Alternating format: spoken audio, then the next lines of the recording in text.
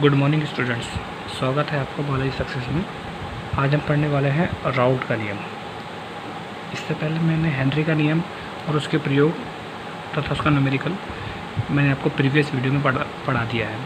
Next video में अभी देखेंगे आप राउट का नियम और उसको परिभाषित कीजिए।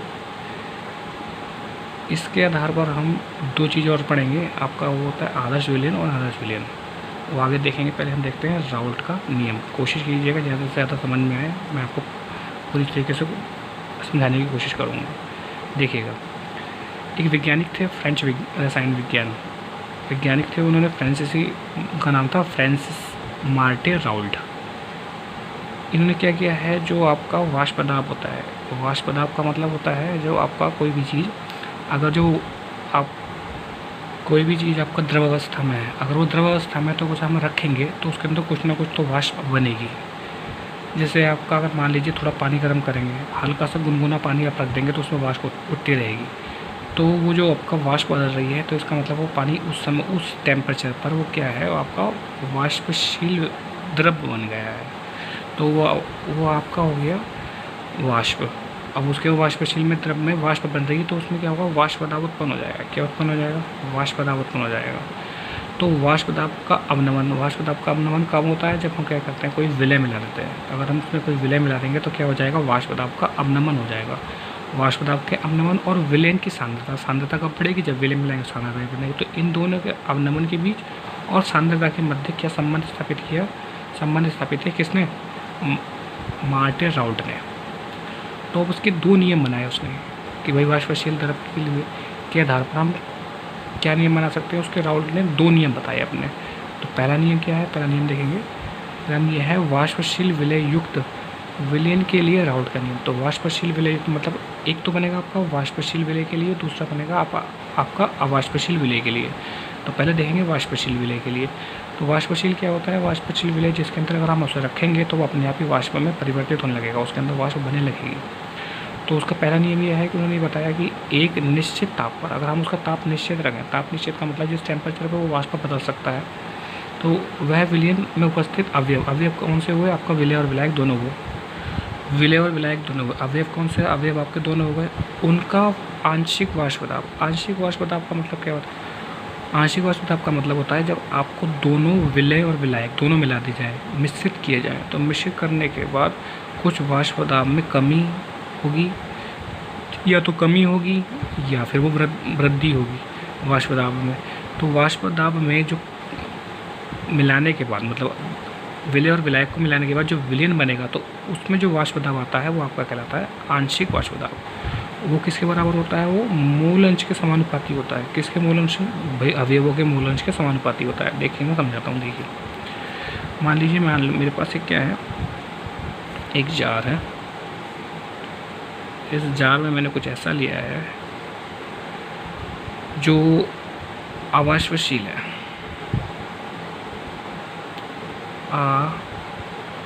अवाष्पशील, समझे? क्या है?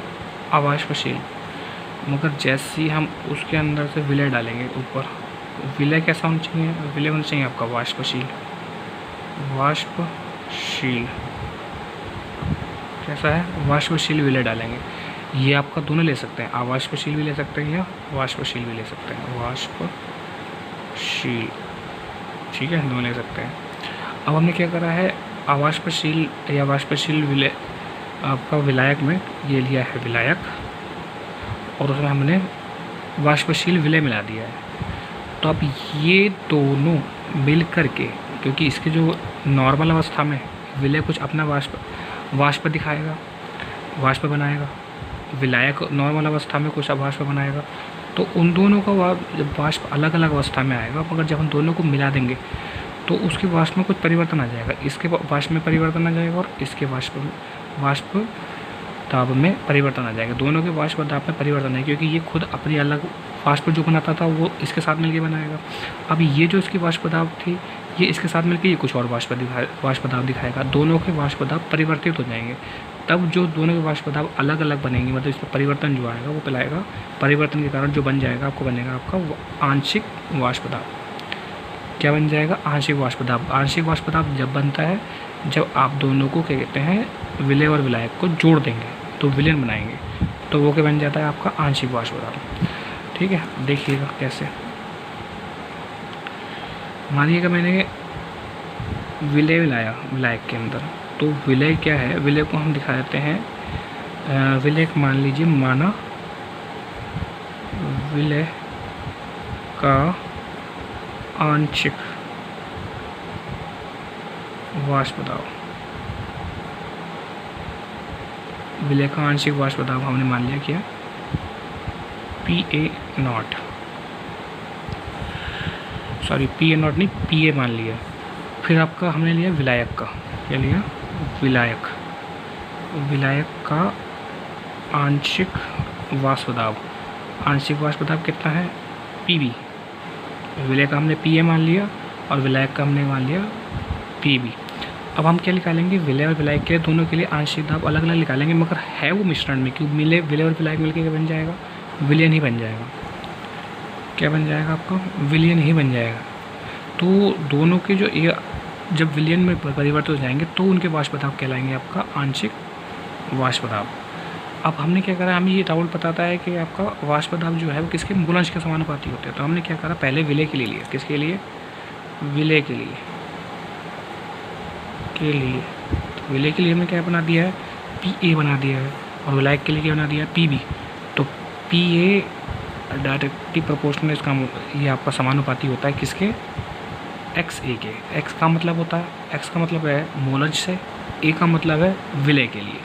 तो विलय के लिए मूलांश जो उसके आंशिक वाष्प दाब था उसके समानुपाती हो गया। अब समानुपाती होने के बाद हमने क्या करना है, इसमें से ये समानुपाती का चिन्ह हटाएंगे तो PA इक्वल टू हो जाएगा आपका P0A XA। जहाँ पर मैंने समानुपाती का चिन्ह हटाया और लगा दिया P0A, तो P0A क्या है, P0A है आपका विलय का शुद्ध अवस्था में वाष्प दाब। शुद्ध अवस्था में वाष्प दाब का मतलब ये जो मैंने ऊपर दो समझाए थे, विलय और विलायक मिला के मैंने विलयन बनाया था। अगर मैं खाली विलय लूँ, खाली विलय को 4 के अंदर डालूँ तो उसका भी कुछ वाष्प दाब होगा, क्योंकि वाष्पशील पदार्थ। अच्छा, खुद अगर मैं विलायक लूँ, वो भी वाष्पशील लूँ और उसको अलग से लूँ, एक ही लूँ, विलय ना मिलाऊँ उसमें, तो दोनों अलग अलग बन जाएंगे। दोनों अलग अलग बनने की वजह से तो उनका वाष्प दाब क्या कहलाएगा, उनका वाष्प दाब कहलाएगा आपका आंशिक एरो। उनका वाष्प दाब कहलाएगा खाली वाष्प दाब, उसको हम वाष्प दाब बोलेंगे। मगर अगर हम इन दोनों को मिला देंगे तो वो परिवर्तन क्या आ जाएगा, वो कुछ इसके वाष्प दाब में कुछ कमी आएगी या फिर इसके वाष्प दाब में कुछ कमी आएगी, तो बन जाता है आपका आंशिक वाष्प दाब। क्योंकि वो कुछ कमी होने की वजह से वो केवल इसकी सतह पर लगाएगा। अगर सतह पर लगता है तो आंशिक वाष्प दाब, और पूरा लगाया जाता है शुद्ध अवस्था में तो वाष्प दाब कहलाता है। तो ये आपका हो गया शुद्ध अवस्था में वाष्प दाब। ऐसे ही हम पहले विलय का बना चुके हैं, हम किसका बनाएंगे, हम बनाएंगे विलायक। तो फिर लेंगे हम विलायक के लिए, विलायक के लिए इसके लिए लेंगे विलायक के लिए।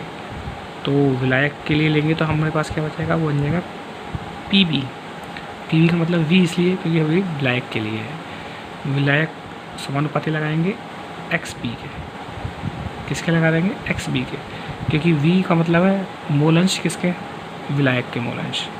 अब हम समानुपाती का चिन्ह हटाएंगे तो बना लेंगे PB equal to P0B XB। केवल लगा लेंगे P0B और XB लगा देंगे, जहाँ पर क्या है आपका PB क्या है, विलायक का आंशिक वाष्प दाब। क्या है, विलायक का आंशिक वाष्प दाब। ये क्या है, ये विलायक का शुद्ध अवस्था में वाष्प दाब। P0B विलायक का शुद्ध अवस्था में वाष्प दाब।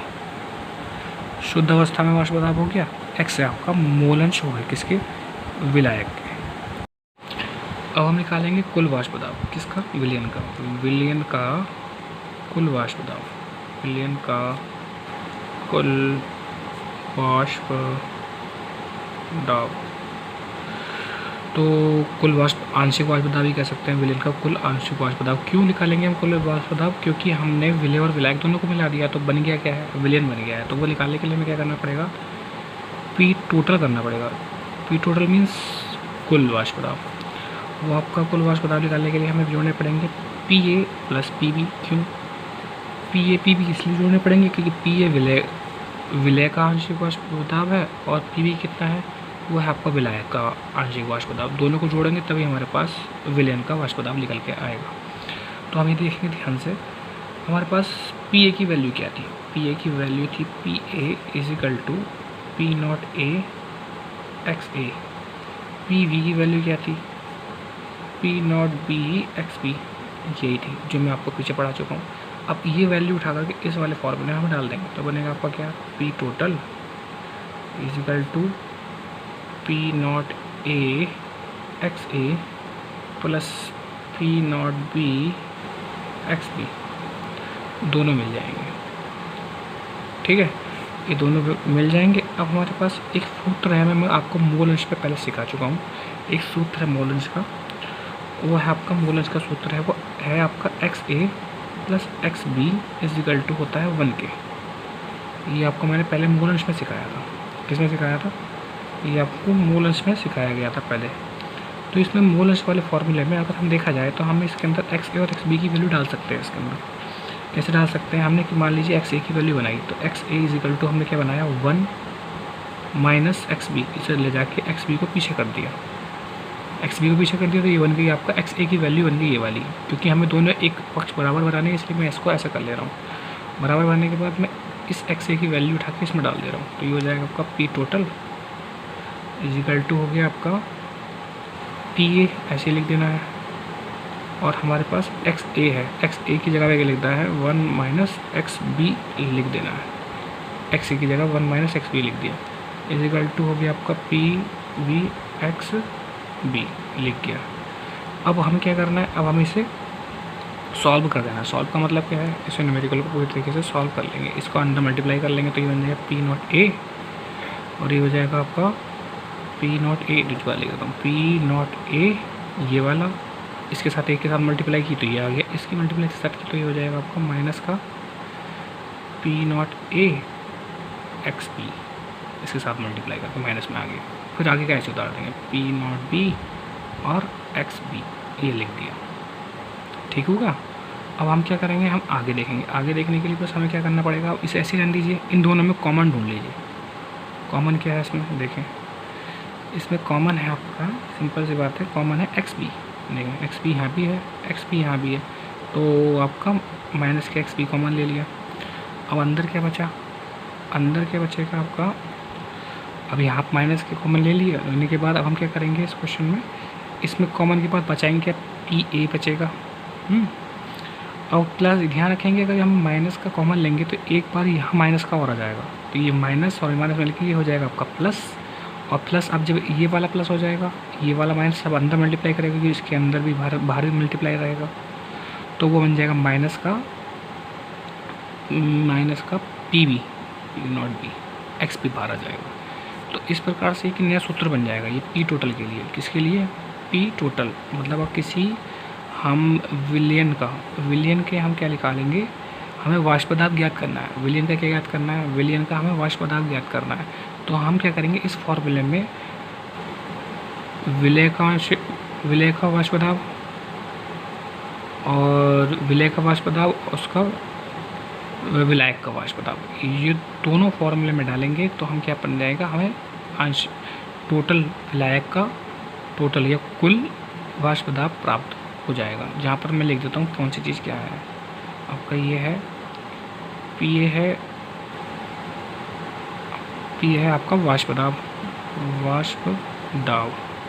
किसका, विलय के लिए, वाष्प दाब विलय के लिए। एक्स बी है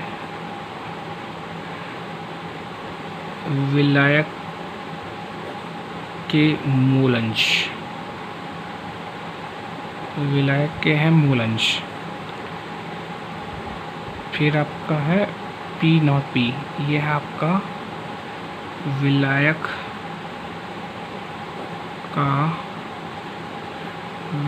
का वाष्प दाब। क्या है? विलायक का वाष्प दाब। ये है आपका विलायक का मूलंश, ये आपका विलायक का वाष्प दाब। और P टोटल का मतलब है कुल दाब, विलयन का कुल वाष्प दाब, ये हो गया है। तो इस प्रकार हमारे पास राउल्ट का पहला नियम पूरा हो गया है। राउल्ट का सेकंड नियम हम नेक्स्ट वीडियो में देखेंगे।